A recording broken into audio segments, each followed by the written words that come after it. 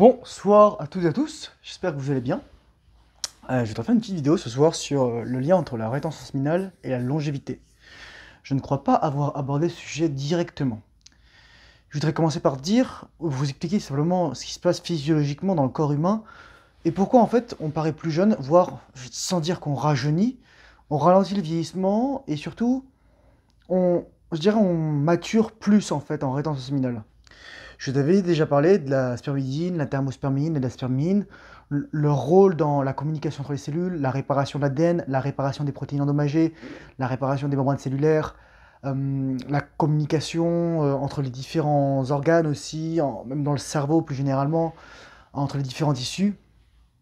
Et je vous avais sûrement aussi parlé de tout ce qui était le fait que lorsque vous êtes en rétention séminale, lorsque vous n'éjaculez pas, la testostérone que vous produisez, elle va être utilisée dans votre corps et surtout elle va servir à faire maturer votre cerveau, en particulier les centres de réception du plaisir, noyau accumbens en particulier, mais aussi le cortex préfrontal qui est la partie finalement qui nous rend humains en fait, qui nous permet de penser, qui nous permet de retarder notre gratification, qui nous permet de conceptualiser, qui nous permet en fait de planifier, de catégoriser, de faire plein de choses en fait.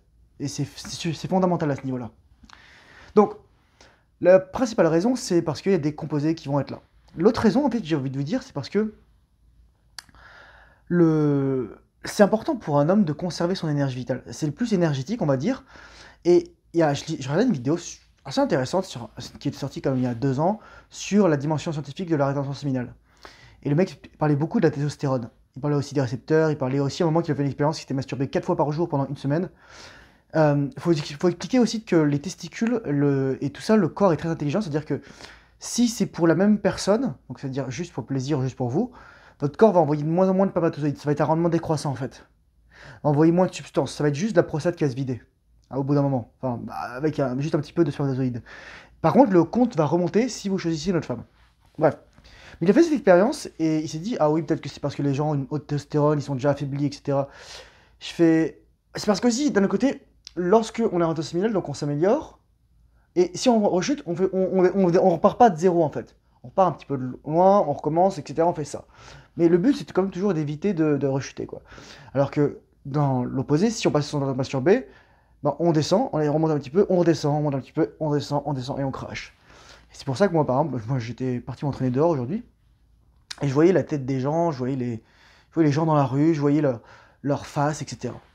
Les femmes, elles n'ont pas cette capacité en fait à retenir et surtout à transmuter l'énergie et à s'améliorer et à avoir toutes ces ressources à l'intérieur, à recycler en fait, à avoir tous ces composés de longévité. C'est pour ça qu'elles doivent les tirer d'un homme en fait. Et là, je vais faire un aparté, je vais faire 2 choses. Déjà, je vais d'abord dire que j'ai eu une discussion avec une amie ce soir et en fait, je me suis rendu compte à quel point nos vues étaient différentes. Elle est, ben, c'est une col blanc, elle a un bon métier, elle gagne bien sa vie. Mais en fait, elle a pas de plan de vie. Elle sait pas si elle veut des enfants. Elle sait pas ce qu'elle veut. Elle est dans une relation un peu étrange, dans un entre-deux.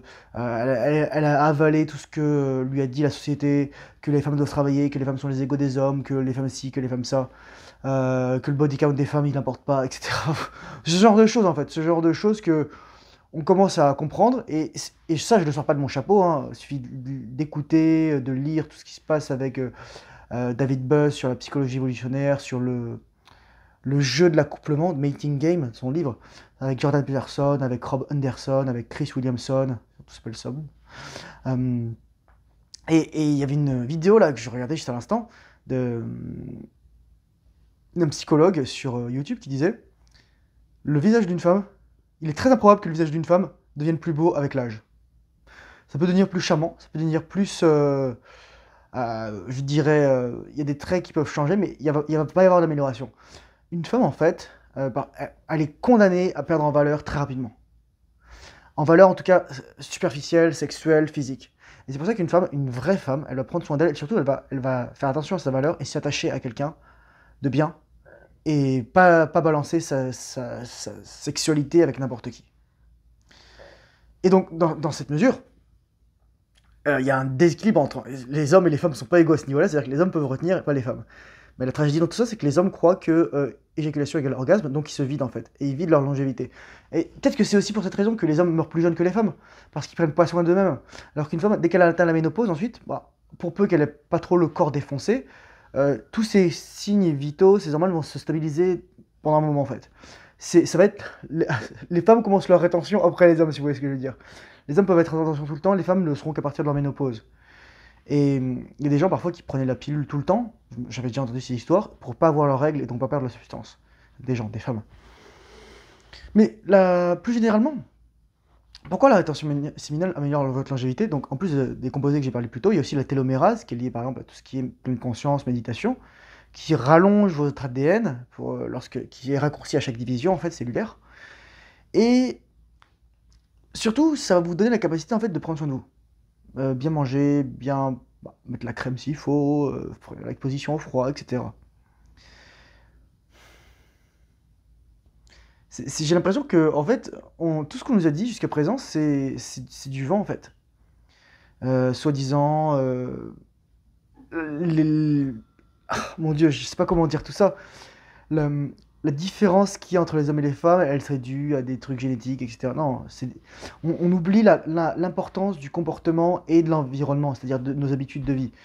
Et c'est pour ça que la rétention séminale est un outil extrêmement puissant pour en fait vivre bien, longtemps et surtout en bonne santé. Je pense que c'est pas trop, j'ai pas trop de trucs à dire à ce niveau-là, hormis le fait que, là je pense que ça va être important à dire. Ah, c'est ça que je voulais dire. Ah, je m'en souviens maintenant. Comment les femmes vont compenser en fait leur perte de substance et de valeur? Elles vont drainer les hommes. Elles vont drainer les hommes. Elles vont drainer les mecs. Elles vont leur vider les couilles. Allez, je me souviens quand j'étais petit, il y avait des choses qu'on appelait des berlingots. C'était des petites poches de lait concentré sucré, aromatisé ou non. C'était juste du sucre en fait. Ah, je me souviens encore de quand je mangeais ça, mais ça m'étonne pas que j'étais en surpoids très rapidement. Je mangeais que de la merde, je mangeais que du sucre et voilà quoi. On dit oh faut qu'il mange, il a une belle croissance, mais c'est pas le blé, c'est pas le riz, c'est pas les patates, c'est pas le pain, c'est pas le sucre qui va te faire grandir, c'est les protéines et le gras, je suis désolé, basta. Bon bref, aparté. Mais les berlingots donc, c'est des petites poches de lait concentré sucré, et les femmes elles vont...